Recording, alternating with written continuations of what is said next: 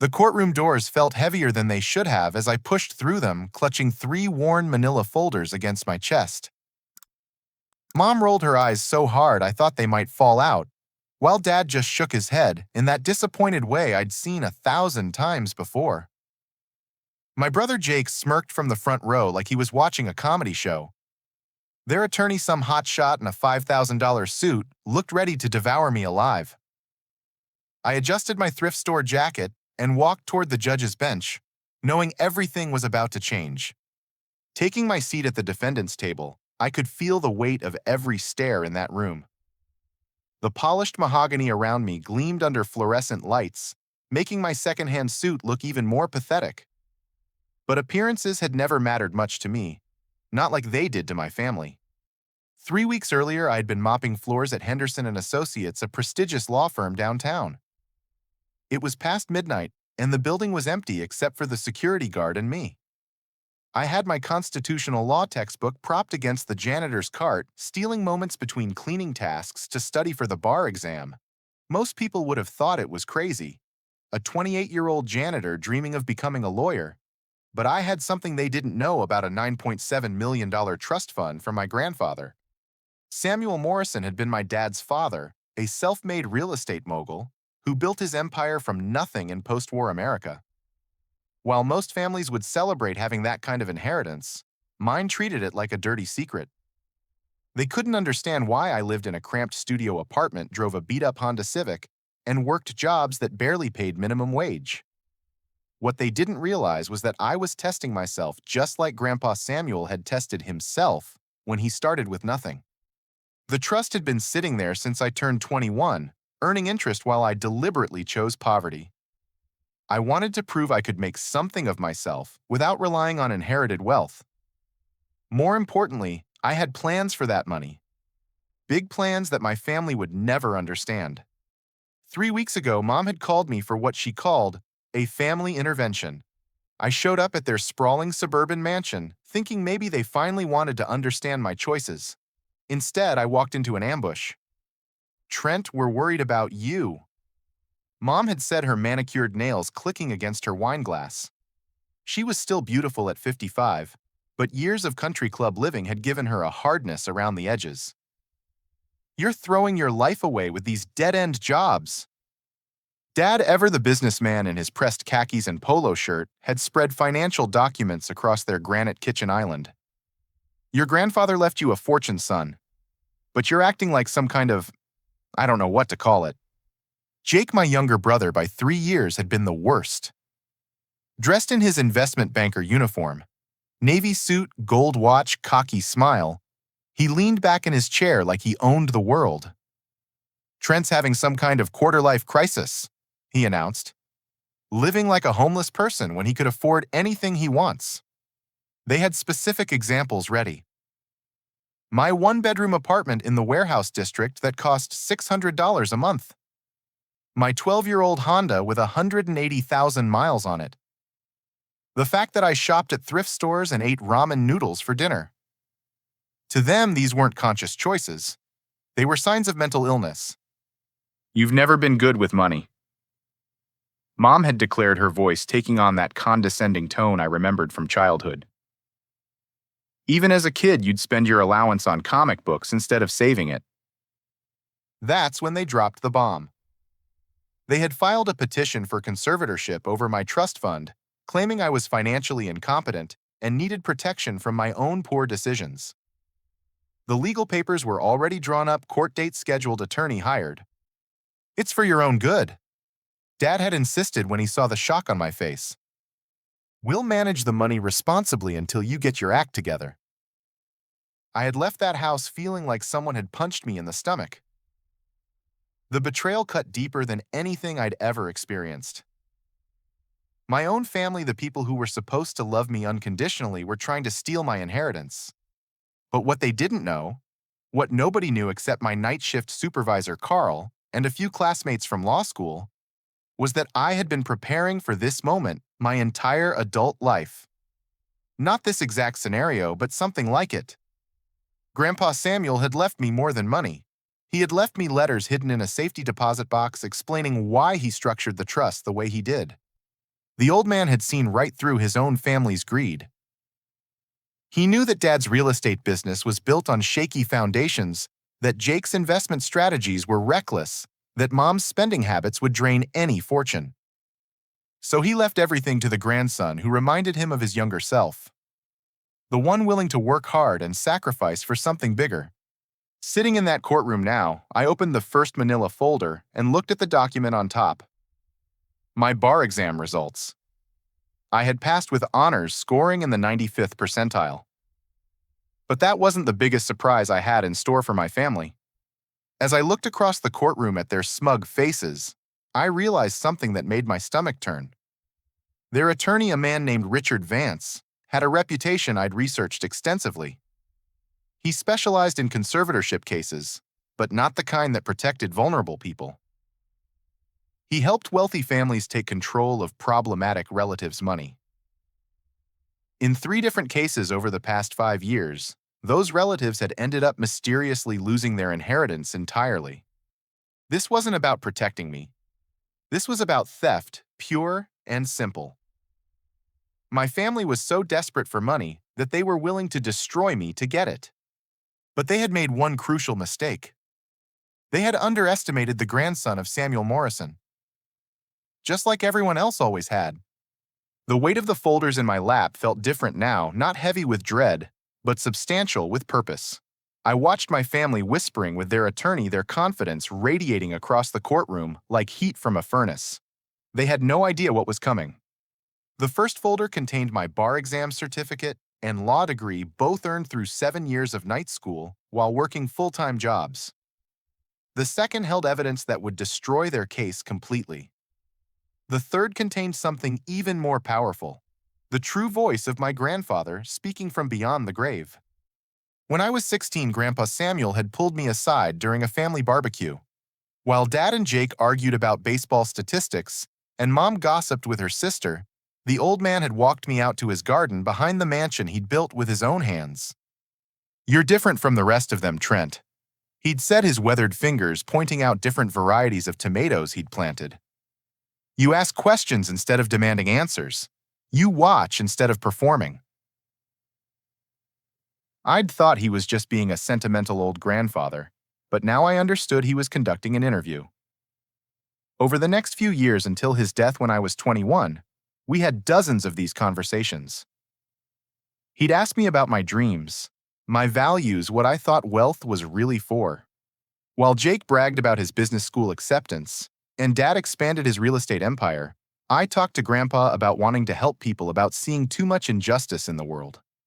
The safety deposit box key had arrived in a package 6 months after his funeral, along with a short note. "When you're ready to understand these, we'll explain everything. Use the gift wisely. Love, Grandpa Samuel." Inside that box, I'd found 23 handwritten letters spanning the last 2 years of his life. They revealed a man who understood his family better than they understood themselves.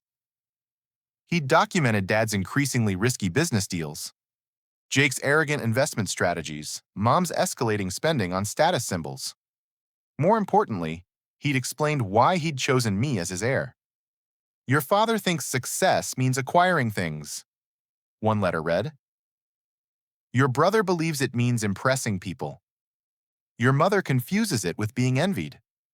But you, Trent, you understand that real success means having the power to make things better for people who can't help themselves. That's why everything goes to you." The letters also contained warnings. "They will try to take it from you," Grandpa had predicted. "Your father's business is built on borrowed time and borrowed money. Jake's risk-taking will catch up with him. When their world comes crashing down, they'll see your inheritance as their salvation. Don't let them convince you that their failures are your responsibility." But the most powerful letter had been the last one, written just weeks before his death. "I've structured the trust with protections that even I can't undo.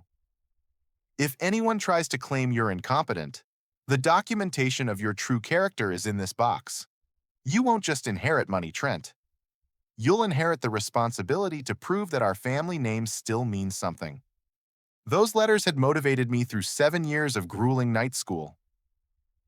While my classmates partied or slept, I mopped floors and studied constitutional law.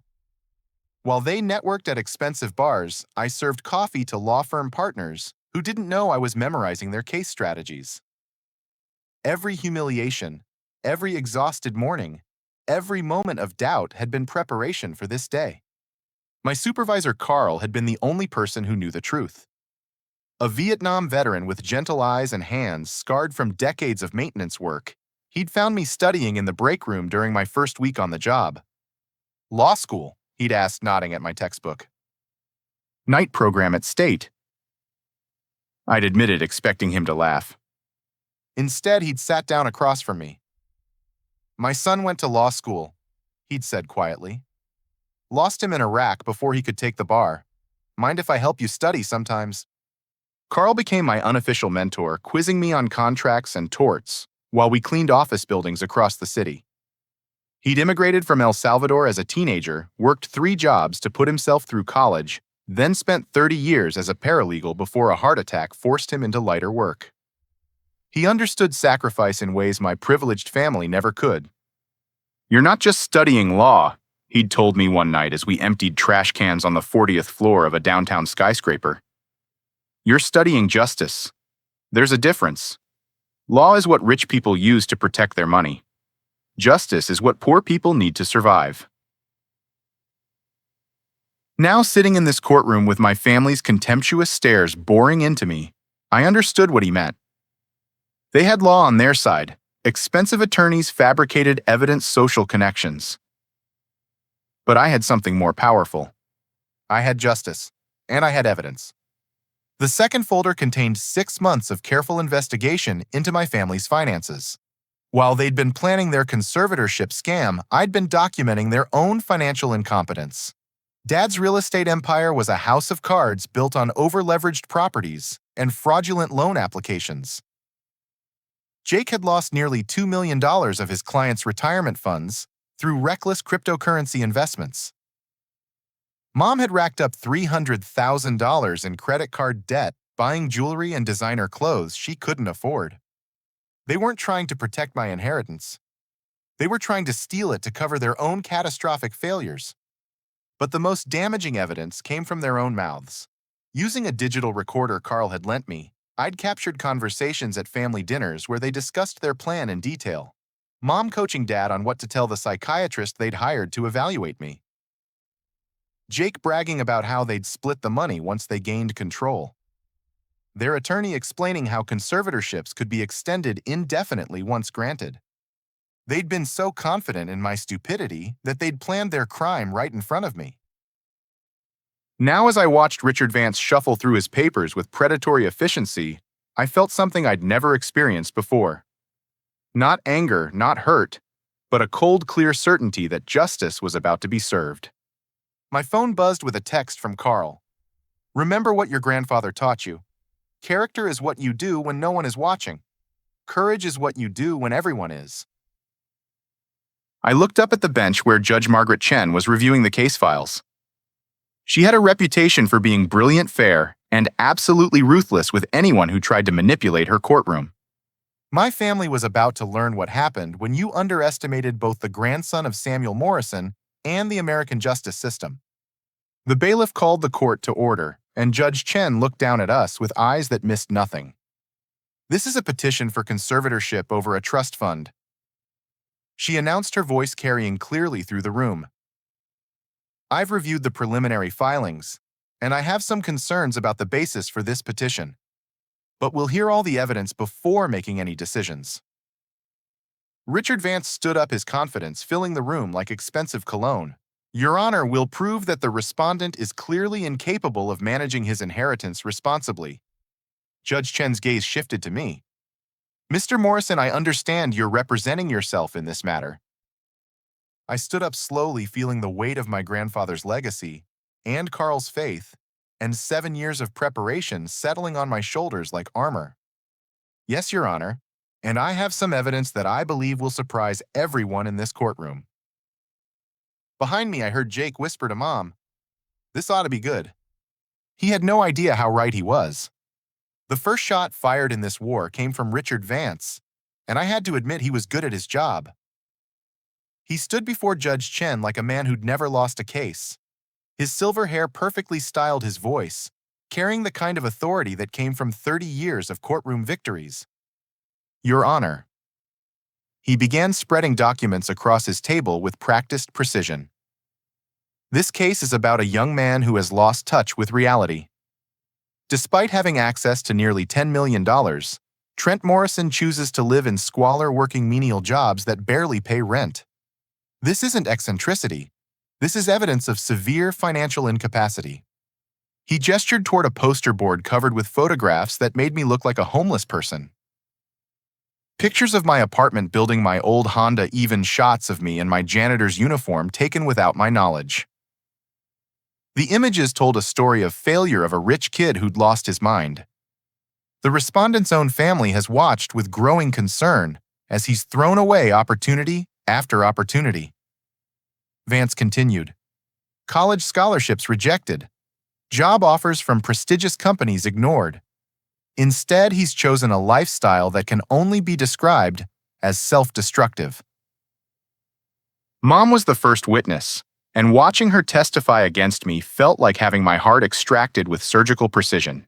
She'd dressed for the occasion in a conservative navy dress, minimal makeup playing the role of concerned mother to perfection. It started in high school, she said, dabbing at her eyes with a tissue. Trent began isolating himself, making bizarre choices that no rational person would make. When he graduated, instead of going to college like his brother, he just disappeared into this underground world of minimum wage jobs. Her voice caught with what sounded like genuine emotion.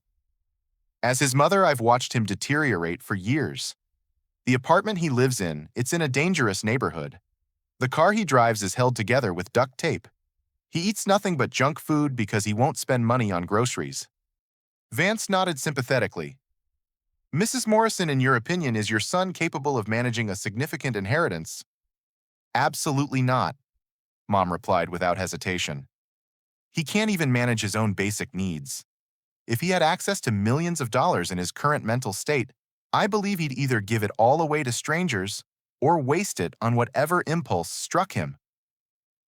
Dad's testimony was more businesslike, but equally devastating. He presented himself as a successful entrepreneur who'd tried repeatedly to help his troubled son. I offered Trent positions in my real estate company multiple times, Dad explained to the court. Entry-level jobs that would have taught him responsibility while providing good income. He refused every opportunity, claiming he preferred honest work. The way he said honest work made it sound like a mental illness. I've also tried to help him with basic financial planning, Dad continued. Setting up savings accounts, investment portfolios, retirement planning. But Trent shows no interest in building wealth or security. He seems to have an almost pathological aversion to money, which is obviously problematic when he's set to inherit millions. Jake's testimony was the worst, partly because I could see he was enjoying it. My younger brother had always been jealous of my relationship with Grandpa Samuel, and now he had a chance for revenge. Trent has always been unstable, Jake told the court with the confidence of someone who'd never doubted his own superiority. Even as kids, he'd do weird things like give away his allowance to homeless people instead of saving it. In college, the one semester he lasted before dropping out, he got arrested at some kind of protest. That was a lie.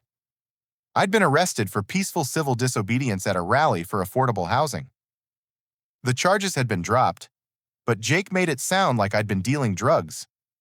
More recently, Jake continued, Trent has been making concerning statements about the family. He's accused us of being materialistic and shallow.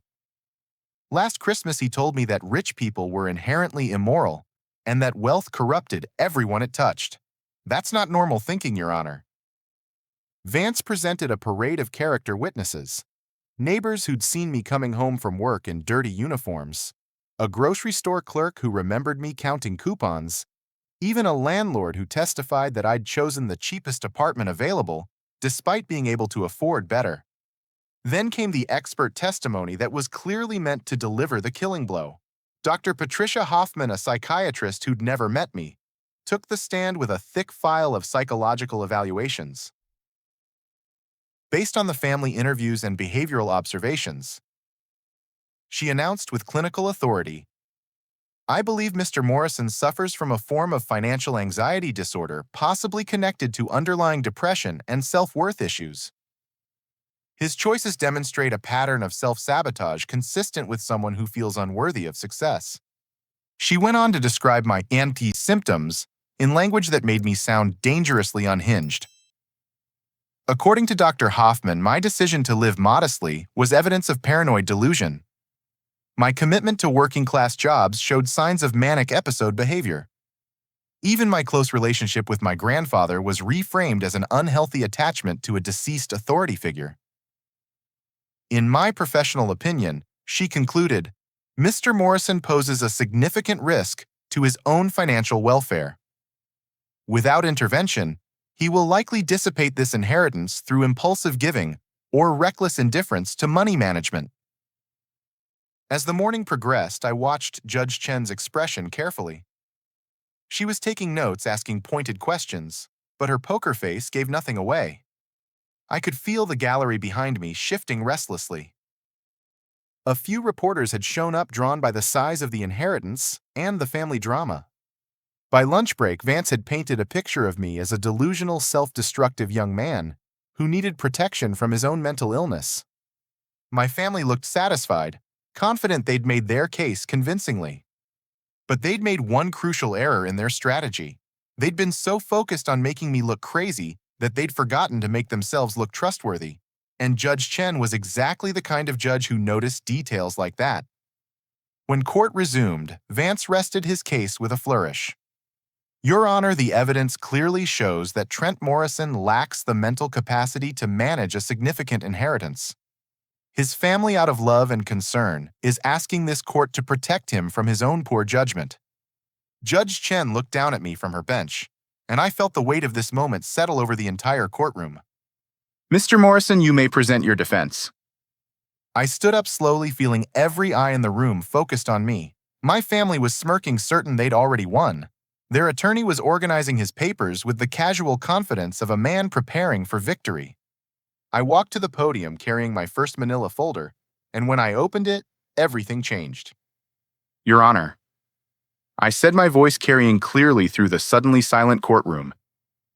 Before we discuss my competence to manage money, I think the court should know something about my qualifications. I pulled out my bar exam certificate and held it up for everyone to see. I passed the California State Bar examination 6 weeks ago with a score in the 95th percentile. I graduated from law school with honors after 7 years of night classes. I am not just the respondent in this case, I am a licensed attorney. The silence that followed was broken by my mother's sharp intake of breath. Jake's face went white as paper. Dad actually stood up halfway before sinking back into his seat. Richard Vance looked like someone had just told him his car had been repossessed. But I wasn't done. Not even close. Furthermore, Your Honor, I have evidence that this entire conservatorship petition is based on fraud, perjury, and conspiracy to commit theft. My family isn't trying to protect my inheritance. They're trying to steal it to cover their own financial crimes. I opened my second folder and pulled out bank statements, loan documents, and financial records that I'd spent months gathering. I can prove that my father has embezzled money from his real estate clients, that my brother has lost millions of dollars through reckless investment practices, and that my mother has committed fraud to hide massive credit card debt.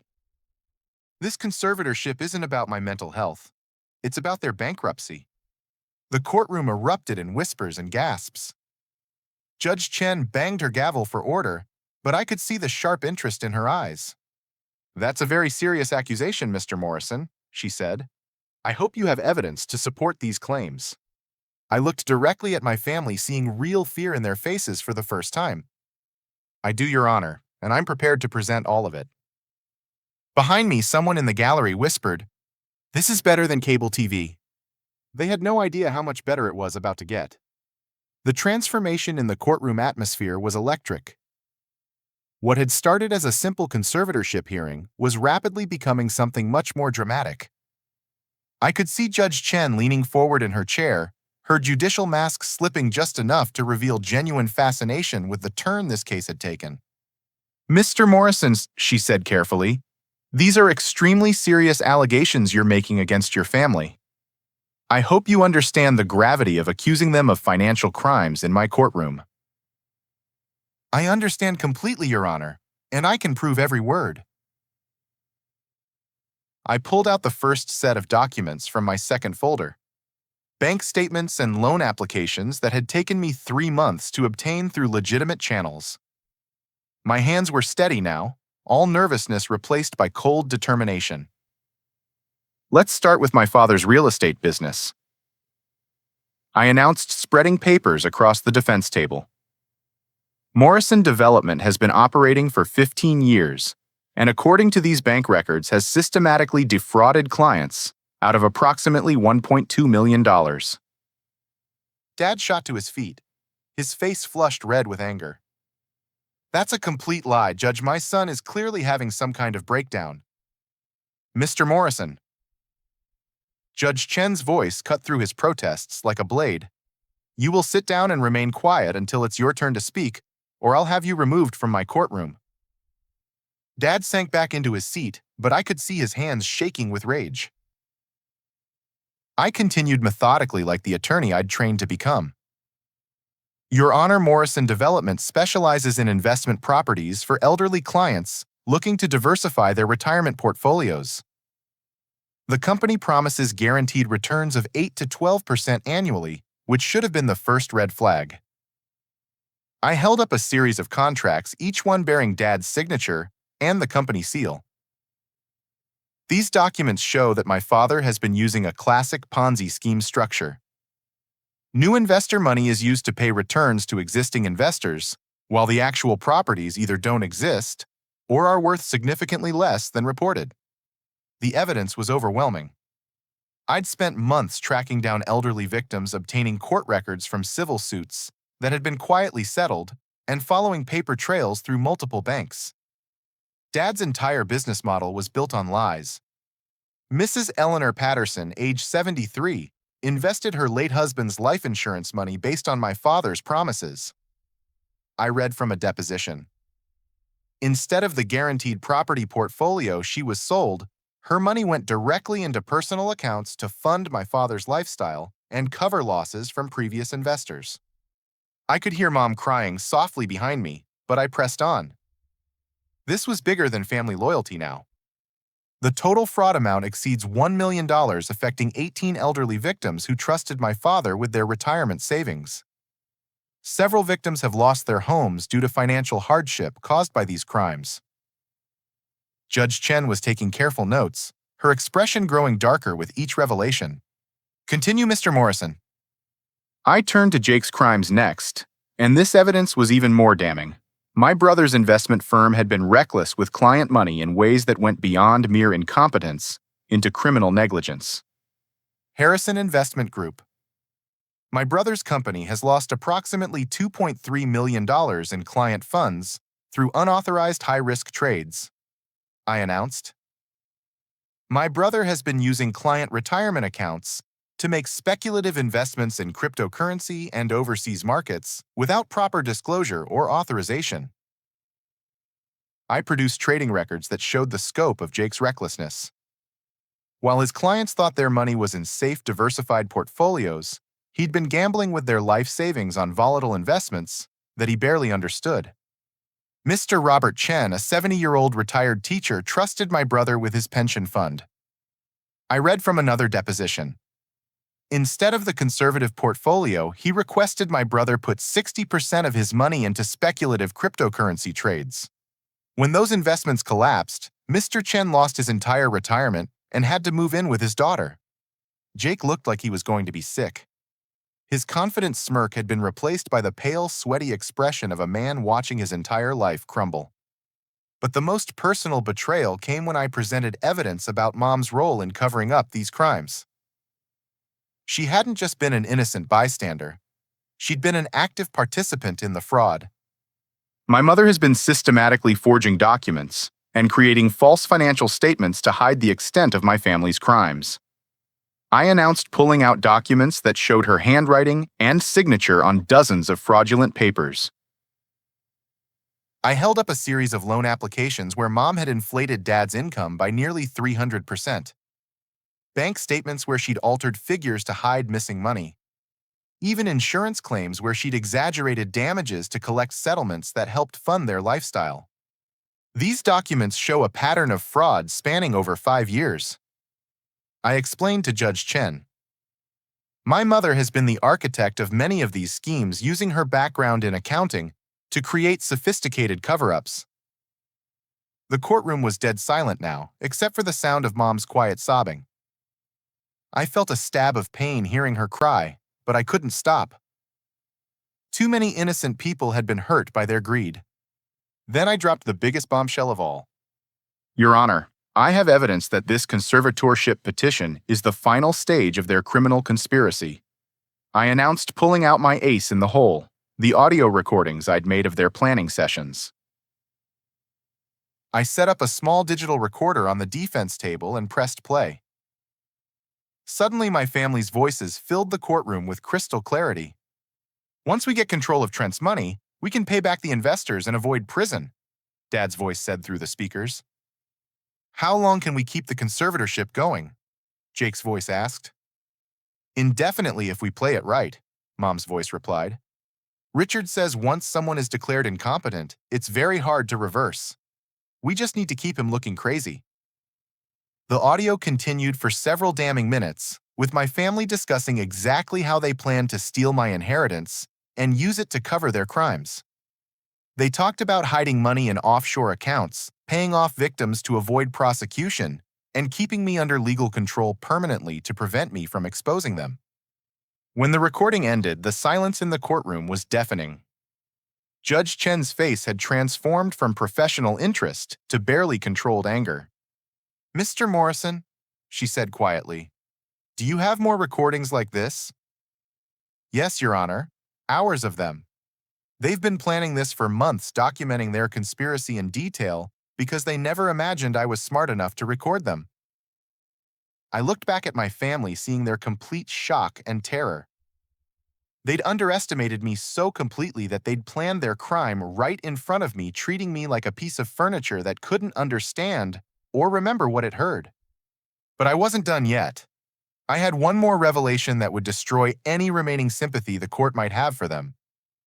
Your Honor, there's something else the court needs to know, I said, pulling out medical records and police reports. Last night, my family attempted to have me involuntarily committed to a psychiatric facility to prevent me from appearing in court today. The gasps from the gallery were audible now. This had gone from family drama to criminal conspiracy, and everyone in the room could feel it. They forged medical documents claiming I was a danger to myself and others. I continued showing Judge Chen the falsified psychiatric evaluation. They hired an ambulance crew and tried to have me taken into custody for emergency mental health treatment. If my supervisor Carl hadn't been staying at my apartment to help me prepare for today, their plan might have worked. Judge Chen looked like she wanted to hold everyone in contempt immediately. Mr. Morrison, are you telling this court that your family attempted to have you falsely imprisoned to prevent you from defending yourself against their legal action? That's exactly what I'm telling you, Your Honor. They were so desperate to prevent me from exposing their crimes that they were willing to destroy my reputation and freedom to protect themselves. I could see Richard Vance trying to disappear into his expensive suit. As an attorney, he had to know that his clients had just confessed to multiple felonies on a recording that was now part of the official court record. Behind me, I heard someone in the gallery whisper, "This is the craziest thing I've ever seen in a courtroom." Judge Chen banged her gavel, but her eyes never left my family's terrified faces. We're going to take a 15-minute recess, she announced. When we return, I want to hear explanations for what we've just learned. Mr. Vance, I suggest you use this time to have a very serious conversation with your clients about the potential consequences of perjury and conspiracy charges. As the courtroom emptied for recess, I remained at the defense table, organizing my papers and preparing for the final stage of this battle. I could hear my family whispering frantically with their attorney, their voices desperate and panicked. Carl had been right when he taught me about the difference between law and justice. My family had thought they could use the law to steal from me. But justice had a way of exposing the truth, no matter how well people tried to hide it. When court resumed, I would deliver the final blow that would not only save my inheritance, but ensure that the innocent people my family had hurt would finally get the justice they deserved. The war wasn't over yet, but the battle had definitely turned in my favor. When court resumed after the recess, the atmosphere had shifted dramatically. What had begun as a confident family intervention had become a desperate fight for survival. I watched my parents and Jake huddle with Richard Vance at their table, their whispered conversation growing more frantic by the minute. Judge Chen took her seat with the grim expression of someone who'd seen enough courtroom drama to recognize when a case was about to explode beyond anyone's control. She surveyed the room like a general preparing for battle. "Mr. Vance," she said coldly, "I assume you've had time to discuss with your clients the serious nature of the allegations and evidence we've just heard." Vance stood up, and for the first time since I'd entered the courtroom, he looked rattled. His perfectly styled hair showed signs of nervous fingers running through it, and his trademark confidence had been replaced by the desperate energy of a man trying to save a sinking ship. "Your Honor," he began, his voice lacking its earlier authority, "my clients maintain that Mr. Morrison's accusations are the product of a disturbed mind seeking to avoid necessary mental health treatment. These alleged recordings could easily be fabricated with today's technology." It was a weak defense, and everyone in the room knew it. But Vance was a skilled attorney, and desperation often brought out the worst creativity in lawyers. Furthermore, he continued gaining momentum. "We believe Mr. Morrison's behavior today actually proves our point. A rational person doesn't spend months secretly recording family conversations or building elaborate conspiracy theories about the people who love him most. This paranoid behavior is exactly why he needs professional supervision of his finances." I had to admire the audacity. They were trying to spin my evidence gathering as proof of mental illness rather than proof of their crimes. It was brilliant in a sociopathic way. Mom was the first to take the stand in their counterattack, and watching her perform was like seeing a master class in emotional manipulation. She'd traded her earlier composed appearance for the look of a heartbroken mother pushed beyond her limits. "I love my son," she testified, tears streaming down her face in what looked like genuine anguish. "But what you've heard today isn't evidence of our wrongdoing. It's evidence of how sick Trent has become. He's been obsessing over our family finances for months, making wild accusations, recording private conversations like some kind of spy." Her voice broke with what sounded like authentic pain. "The son I raised wouldn't try to destroy his own family like this. The recordings he played, they're taken completely out of context. We were discussing how worried we were about him not planning to steal from him. It was a masterful performance, but I noticed Judge Chen wasn't buying it." Still, Mom pressed on. "Even tonight, when we tried to get him emergency psychiatric help, he turned that into another conspiracy theory. We were trying to save his life, and he's using it as evidence against us in court." Jake's testimony was more aggressive, playing the role of the frustrated brother who'd watched his sibling descend into madness. "Trent has always been paranoid," he declared, his investment banker confidence returning as he settled into the familiar role of family golden child. Even as kids, he'd make up stories about how everyone was against him. Now he's taken that paranoia and turned it into this elaborate fantasy where his loving family are criminals. He gestured toward my evidence with dismissive contempt. "These financial documents he's waving around, he has no idea how real business works. What he calls fraud, experienced investors call calculated risk. What he calls conspiracy, adults call family planning." Jake leaned forward, addressing Judge Chen directly. "Your Honor, my brother spent years working as a janitor instead of using his education and advantages. Does that sound like someone who makes rational decisions? Now he's claiming to be a lawyer, but where's his practice? Where are his clients? He passed a test, but he's never actually worked as an attorney." The attack was more personal than I'd expected, and I felt a familiar stab of the inadequacy my family had always made me feel.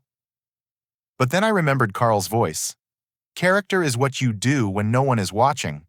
Courage is what you do when everyone is. Dad's testimony was the most desperate of all. My father had built his entire identity around being a successful businessman, and watching that image crumble in real time was almost painful to witness. I've worked for 30 years to build a reputable company. He said, his voice shaking with emotion. I've helped hundreds of families achieve their real estate goals. Now my own son, who's never held a real job or built anything in his life, is trying to destroy everything I've worked for with lies and manipulated evidence. He pointed at me with the kind of fury that comes from genuine desperation. Trent has never understood business, never understood investment, never understood anything about the real world. He lives in fantasy land where everyone who's successful must be evil. That's mental illness, not wisdom. But the most damaging testimony came from witnesses they'd apparently been preparing as backup. 3 neighbors from my apartment complex took the stand to describe my erratic behavior over the past year. Mrs. Rodriguez from the apartment next door testified that she'd heard me talking to myself late at night, having what sounded like arguments with invisible people. What she'd actually heard was me practicing oral arguments for mock trial competitions in law school, but Vance made it sound like evidence of psychotic episodes. Mr. Thompson from downstairs claimed I'd been stockpiling newspapers and mail in my apartment, behavior he associated with hoarding disorders. The truth was that I'd been saving financial newspapers and legal documents for my research, but in his telling it became evidence of deteriorating mental health. Even my landlord, Mr. Patel, testified that I'd been asking strange questions about building security and whether anyone had been asking about me. He made it sound paranoid, but I'd been legitimately concerned about my family's increasing desperation. Then Vance produced his ace in the hole, additional expert testimony from Dr. Hoffman, who'd apparently spent the recess consulting with colleagues about my case. Based on Mr. Morrison's behavior in court today, she testified with clinical authority. I'm even more convinced that he suffers from paranoid delusion disorder with grandiose features. His belief that he's uncovered a massive family conspiracy, his claims of legal expertise despite never practicing law, his elaborate recording system. These are classic symptoms of someone experiencing a significant mental health crisis. She continued with devastating professional certainty. The most concerning aspect is his apparent lack of insight into his own condition. Patients with this disorder often become extremely convincing when presenting their delusions because they genuinely believe them. Mr. Morrison may have convinced himself that his fabricated evidence is real. The testimony was designed to plant doubt about everything I'd presented. If I was mentally ill, then my evidence could be dismissed as the elaborate fantasies of a disturbed mind. It was a sophisticated legal strategy that attacked not just my case, but my credibility as a witness to my own life. As the afternoon wore on, I watched my family's counterattack unfold with growing admiration for their desperation-fueled creativity. They were fighting for their freedom now, not just my money, and they were throwing everything they had at the wall to see what would stick. But they'd made one crucial error in their strategy. They'd been so focused on discrediting me that they'd forgotten about the 3rd folder sitting on my table, the one I hadn't opened yet. The one that contained my grandfather's voice speaking directly to this moment from beyond the grave. When Vance finally rested their case looking exhausted but cautiously optimistic, Judge Chen turned to me with an expression I couldn't quite read. Mr. Morrison, do you have any rebuttal testimony? I stood up slowly, feeling the weight of 7 years of preparation and my grandfather's legacy settling on my shoulders like armor. Yes, Your Honor, I have one more witness I'd like to call. I picked up the 3rd folder and opened it for the first time in court. I call Samuel Morrison. The confused murmur that went through the courtroom was exactly what I'd been hoping for. Your Honor, I continued.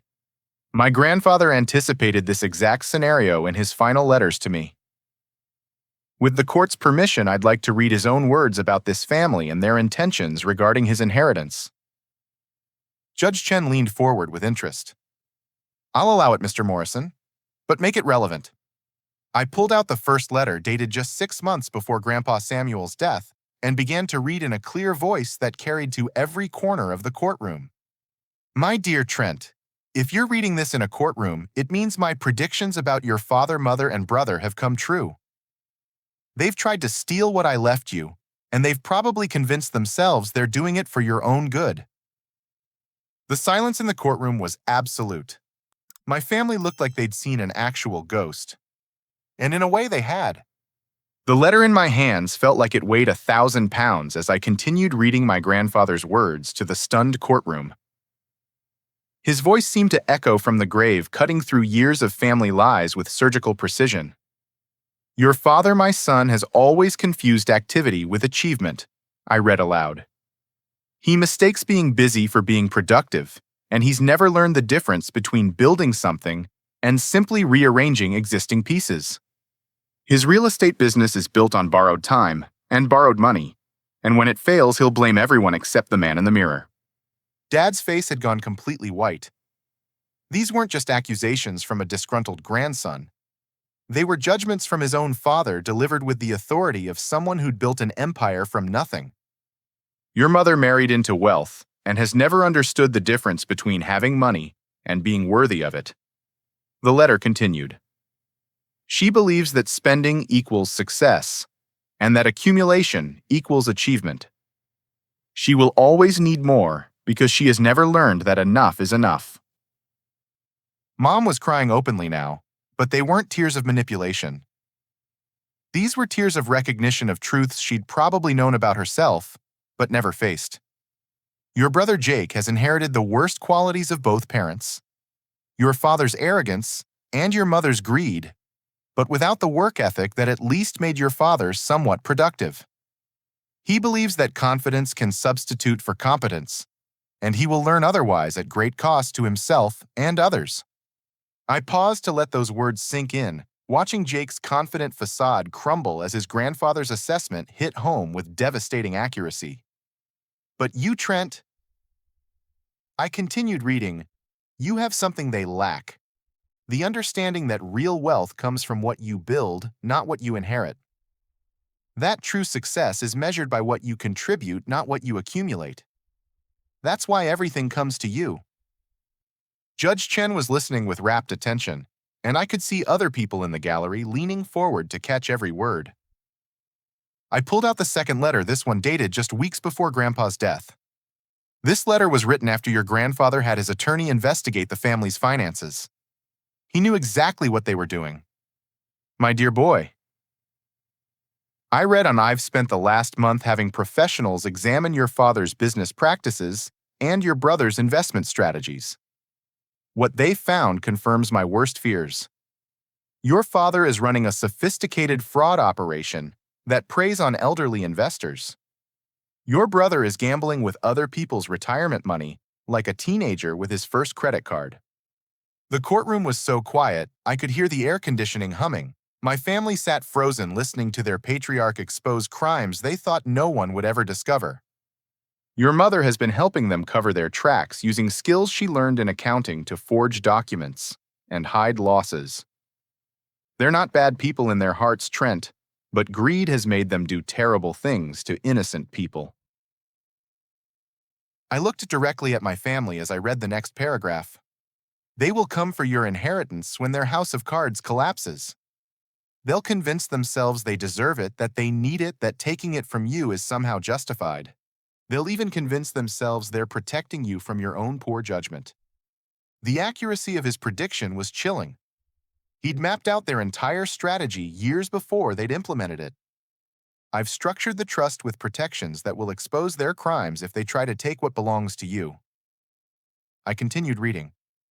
The documentation you'll find in this safety deposit box will give you everything you need to defend yourself and ensure that justice is served. I folded the letter and pulled out a document that I'd been saving for this moment. The original trust agreement annotated in my grandfather's handwriting, with explanations that revealed the true scope of his planning. Your Honor, I announced, my grandfather didn't just leave me money. He left me a complete investigation into my family's criminal activities. Every document they thought was hidden, every transaction they thought was secret, every victim they thought would stay silent. He documented all of it. Levaconsu. I spread the papers across my table like a prosecutor presenting evidence in a murder trial. Bank records showing the exact flow of stolen money. Victim statements that my grandfather had collected himself. Even photographs of forged documents that matched the ones my family had submitted to this court. My grandfather spent the last 2 years of his life building a case against his own family. I explained to Judge Chen, not because he wanted to hurt them, but because he knew that eventually they would hurt innocent people in their desperation to maintain a lifestyle they couldn't afford. But the most devastating evidence was yet to come. I pulled out a sealed envelope that contained something I'd been dreading to use. My grandfather's final letter addressed not to me, but to this exact legal proceeding. Your Honor. I said, my voice heavy with the weight of what I was about to reveal. My grandfather wrote a letter specifically for any court that might hear a conservatorship case regarding his trust. He sealed it with instructions that it only be opened if his family tried to claim I was incompetent. Judge Chen nodded for me to continue, her expression grave with the realization that she was witnessing something unprecedented. I broke the seal and unfolded the letter written in my grandfather's distinctive handwriting on his personal letterhead.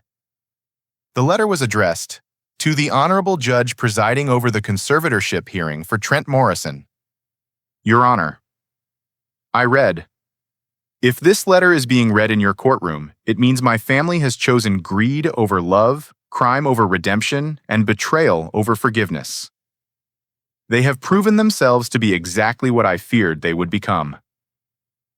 The letter went on to detail specific predictions about their behavior, their lies, even their attempts to have me declared mentally incompetent.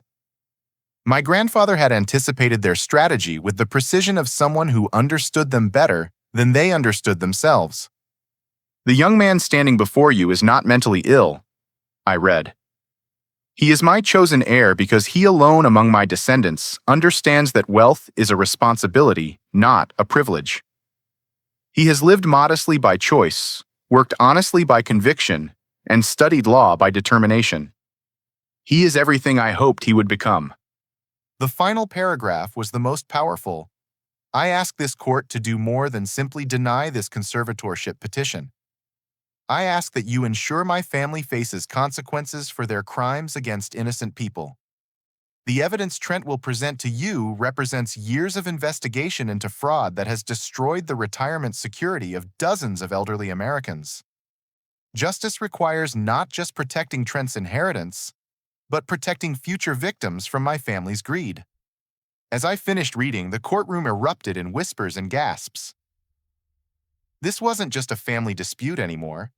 It was the exposure of a criminal conspiracy that had been years in the making. Judge Chen banged her gavel for order, but I could see the anger building in her eyes. She'd presided over thousands of cases, but nothing quite like this. Mr. Morrison, she said, her voice carrying a weight that silenced the entire room. These are extraordinary allegations supported by extraordinary evidence. Before I render judgment on the conservatorship petition, I need to address the criminal implications of what we've heard today. She turned to my family with the kind of stare that could freeze water.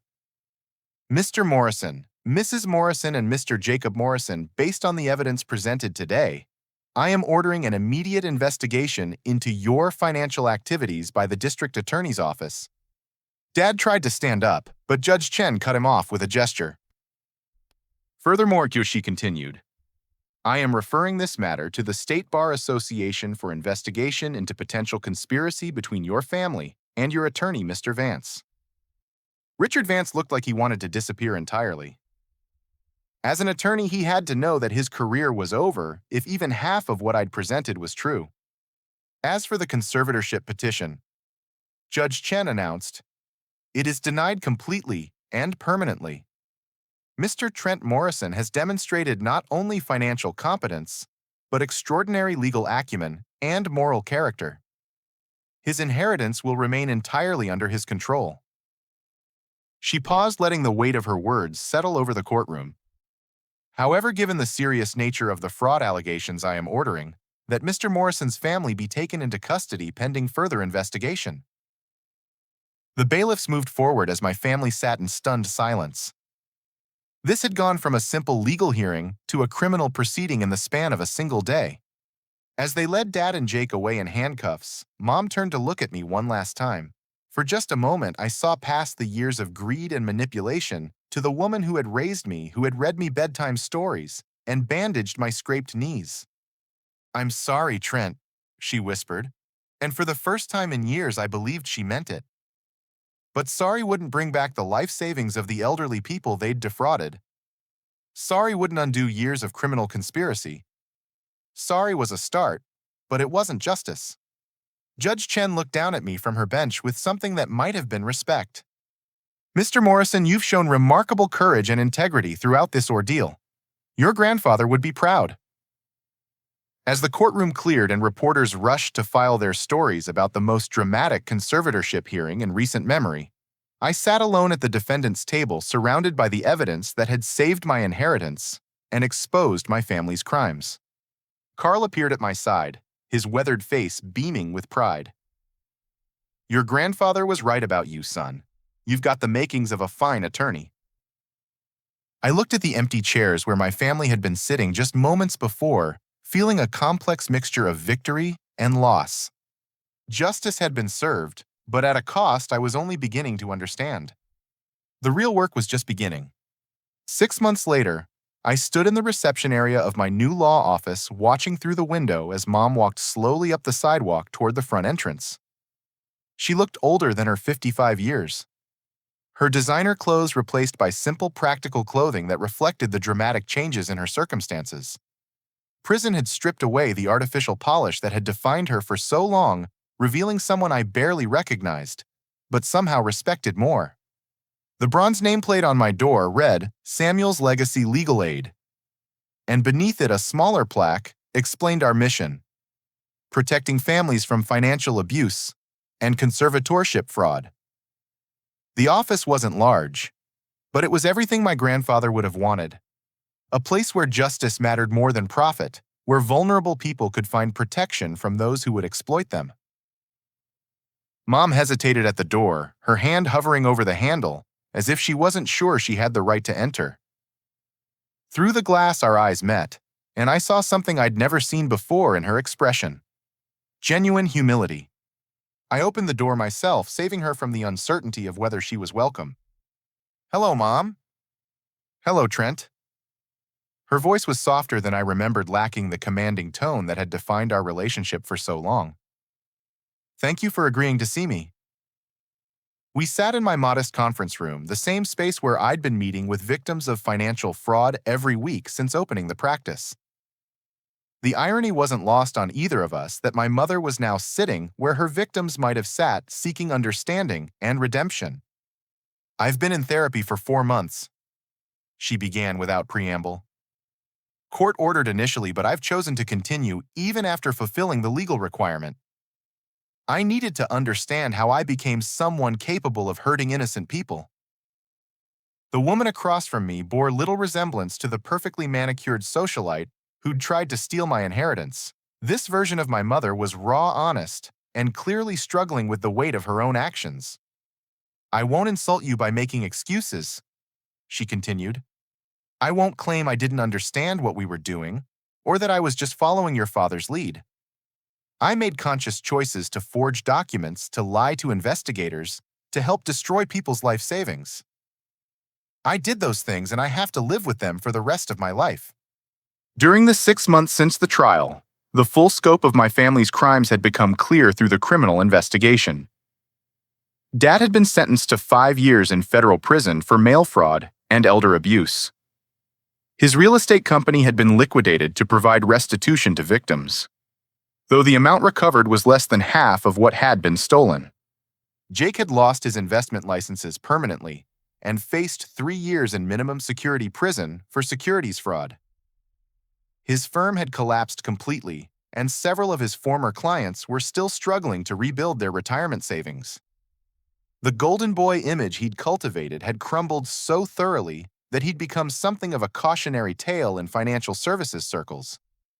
"Your father writes letters," Mom said, pulling a folded piece of paper from her purse. "He's not ready to face you yet, but he wants you to know that he's taking responsibility classes and working with other inmates to understand the impact of financial crimes. He asked me to give you this." I took the letter but didn't open it immediately. Some conversations required preparation, and I wasn't ready to hear from the man who'd taught me to ride a bike and throw a baseball only to later try to steal my inheritance and destroy my reputation. "And Jake," I asked. Mom's expression grew even sadder. "Your brother is struggling more than your father. Prison is hard for someone who's never faced real consequences before. But he's started writing letters to his victims, trying to make whatever amends he can." We sat in silence for a few minutes, both of us processing the weight of how dramatically our family had changed. The mansion where I'd grown up had been sold to pay legal fees and victim restitution. The country club memberships, luxury cars, and designer clothes were all gone, replaced by the harsh realities of criminal consequences. "I need to tell you something," Mom said, her voice barely above a whisper. "The conservatorship wasn't your father's idea. It was mine." This was a revelation I hadn't expected. Throughout the investigation and trial, I'd assumed Dad had been the mastermind behind the legal strategy. "I was the one who researched conservatorship law," she admitted. "I found Richard Vance and his history with these cases. I convinced your father and Jake that we could make it work, that we could frame it as concern for your mental health, rather than our desperation for money." She looked directly at me. Her eyes filled with a pain that seemed genuine. "I was so terrified of losing our lifestyle, of people finding out that we were broke, that I convinced myself stealing from you was somehow justified. I told myself we'd pay you back once we got our finances straightened out." The honesty was jarring, partly because it was so unlike the manipulative woman I'd grown up with, but also because it forced me to confront the complexity of forgiveness. It's easier to hate someone who shows no remorse than to process the emotions that come with genuine repentance. "What happens now?" I asked. "I'm working as a bookkeeper for a small nonprofit that helps elderly people with their taxes," she replied. "It's minimum wage work, but it's honest, and it gives me a chance to help people instead of hurting them. I'm living in a studio apartment and taking the bus to work." The transformation was so complete, it was almost surreal. The woman who had once spent thousands of dollars on a single purse was now describing a lifestyle that would have horrified her former self. "I'm not asking for forgiveness," she said. "I know I don't deserve it, and I understand if you never want to see me again after today. I just needed you to know that I understand what I did was wrong, and that I'm trying to become someone who deserves to be called your mother again." Through the window, I could see Carl arriving for our weekly lunch meeting. The man who'd supported me through law school had become the closest thing to a father figure I'd ever known, and his presence reminded me of the support system I'd built outside my biological family. "Mom and I said carefully, I can't promise things will ever be the way they were before. Too much has happened, and too many people were hurt by what our family did. But I'm willing to have conversations like this one if you're genuinely committed to changing." Her relief was visible, though she was careful not to assume too much from my words. "I know I have years of proving myself ahead of me," she said, "but thank you for giving me the chance to start." After she left, I sat alone in my office, surrounded by case files representing dozens of families fighting various forms of financial abuse. The work was challenging and often heartbreaking, but it gave purpose to the inheritance my grandfather had left me. Carl knocked on the doorframe, his weathered face showing the gentle concern that had sustained me through the darkest periods of law school and the family crisis. "How'd it go?" he asked. "Better than I expected," I replied honestly. "She seems genuinely changed, though I suppose time will tell if it's real or just another performance." Carl sat down across from me, the same chair where my mother had just been sitting. "You know your grandfather would be proud of what you've built here. This place, this work you're doing, it's exactly what he hoped you'd do with his legacy.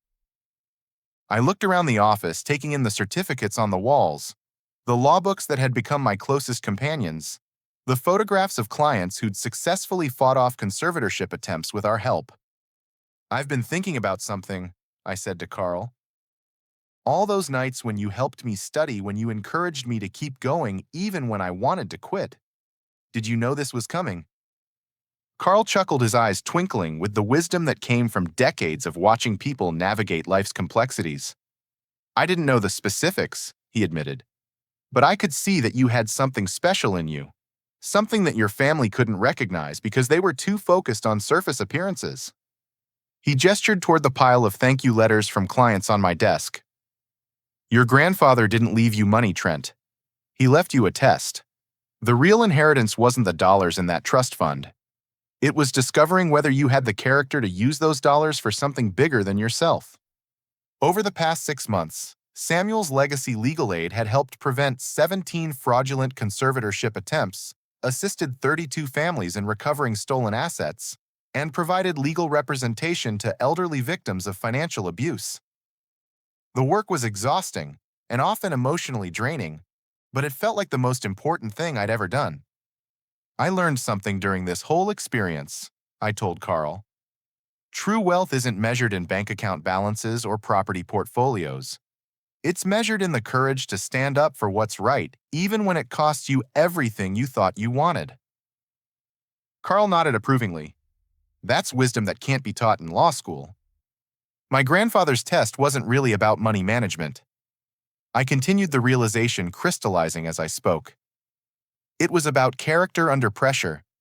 He wanted to see if I'd use his wealth to help people, or just accumulate more for myself. The fact that my family tried to steal it from me was part of the lesson. It forced me to fight for justice, not just for my own inheritance, but for everyone they'd victimized. I looked at the framed photograph of my grandfather that sat on my desk, the same image that had inspired me through 7 years of night school and months of legal battle. His eyes seemed to hold approval for the choices I'd made. The real inheritance, I said to Carl, wasn't the money. It was learning that I had the strength to fight for justice, not just for myself, but for others who couldn't fight for themselves. As the afternoon sun streamed through my office window, I felt a sense of peace that had been missing from my life for years. My family was broken, probably permanently, but they were finally facing consequences for their actions. The victims of their fraud were slowly being made whole through restitution and the criminal justice system. And I was using my inheritance exactly as my grandfather had hoped, to protect vulnerable people from those who would exploit them. The phone rang, interrupting my reflection. It was my assistant letting me know that a new client had arrived. An elderly woman whose adult children were trying to gain control of her finances through questionable legal means. I straightened my tie, the same thrift store tie I'd worn to court 6 months earlier, and prepared to meet with another family in crisis. The work continued, and with it the fulfillment of my grandfather's deepest hopes for his legacy. Real family isn't about shared DNA. It's about people who support your growth into the person you're meant to become. My biological family had tried to steal my future to fund their failures. But my chosen family, Carl, my law school friends, my clients, even my reformed mother, if she proved her sincerity, supported my mission to use privilege for purpose. That's the inheritance that truly matters, discovering you have the character to build something meaningful from whatever advantages life gives you, and the wisdom to understand that wealth without purpose is just expensive emptiness. Before we close today, I want to ask you something that might resonate with your own experiences. Have you ever had to choose between family loyalty and doing what's right, even when that choice came with painful consequences? The decision to expose my family's crimes was the hardest thing I've ever done. But it taught me that sometimes real love means setting boundaries that force people to face the truth about themselves. I'd love to hear your thoughts in the comments below about times when standing up for justice required difficult sacrifices. If this story moved you or made you think about the difference between inherited privilege and earned character, please hit that like button to help others find this message. Subscribe to the channel for more stories about ordinary people finding extraordinary courage in impossible situations. And please share this with someone who might need to hear that it's possible to fight powerful people and win even when they're your own family. Thank you for taking this journey with me today. Remember that your true inheritance isn't what someone else leaves you. It's what you choose to build with whatever life gives you. Use your advantages wisely, stand up for those who can't protect themselves, and never let anyone convince you that doing right is too costly when weighed against doing nothing. Until next time, keep fighting the good fight and keep building the kind of legacy that makes future generations proud.